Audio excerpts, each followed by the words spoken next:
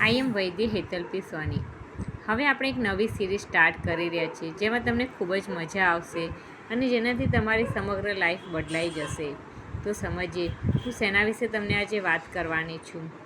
આપણે આજે importance of aura in your life, in your professional life, in your personal life and in your healthy life.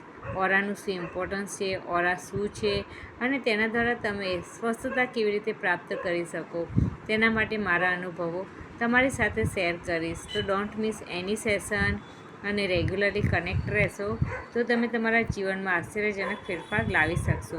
ટૂંકમાં કહીએ તો ઓરા એટલે શું છે? મનુષ્યના શરીરમાંથી જે નીકળતા અદૃશ્ય સપ્તરંગી કિરણો, જેને આભા કહીએ છીએ, ઉર્જા કહીએ છીએ, પ્રભા કહીએ છીએ, જે અદૃશ્ય રૂપમાં મનુષ્યના શરીરમાં જ હોય છે અને તેને જ આપણે ઓરા એટલે કે આભા કહીએ છીએ. આપણું શરીર ફક્ત હાડ માંસનું ચામડાનું બનેલું નથી, પણ આપણા શરીરની અંદર એક અલગ પ્રકારની ઉર્જા હોય છે.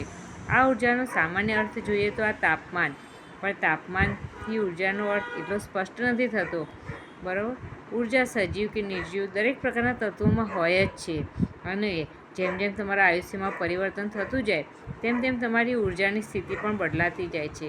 જેમ કે બાળકોમાં ઉર્જાની માત્રા સૌથી વધારે હોય છે અને જેમ જેમ વૃદ્ધત્વ આવતું જાય તેમ તેમ ઉર્જાની માત્રા ઘટતી જાય છે.